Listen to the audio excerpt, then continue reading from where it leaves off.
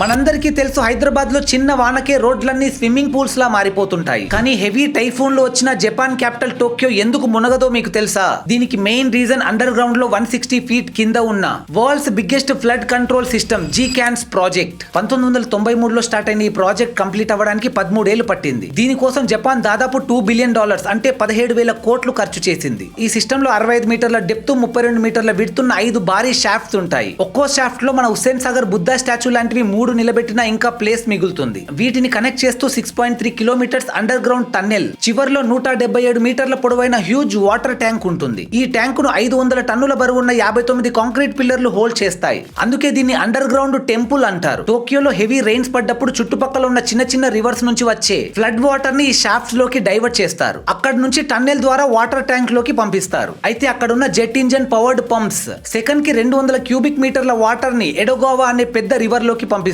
అంటే for example second కి 3 regular swimming pools నిండా ఉండే నీటిని ఖాళీ చేసినట్టు. ఈ మొత్తం ప్రాసెస్ ని water sensors and computer controlled flood gates manage చేస్తాయి. ఇయర్లీ యావరేజ్ గా 7 సార్లు ఈ సిస్టమ్ టోక్యోని ఫ్లడ్స్ నుంచి సేవ్ చేస్తుంది. ఫ్లడ్స్ లేని టైంలో ఈ ప్లేస్ కి టూరిస్టులు కూడా విజిట్ చేయవచ్చు. మూవీస్, గేమ్స్, షూటింగ్స్ కూడా ఇక్కడ జరిగాయి. ఓవరాల్ గా ఈ range under ground system Hyderabad లో వచ్చే ఫ్లడ్స్ ని కంట్రోల్ చేయడానికి అవసరం అంటారా? కామెంట్ చేసి చెప్పండి. ఇన్ఫర్మేషన్ వర్తి అనిపిస్తే ఒక్క లైక్ చేయండి.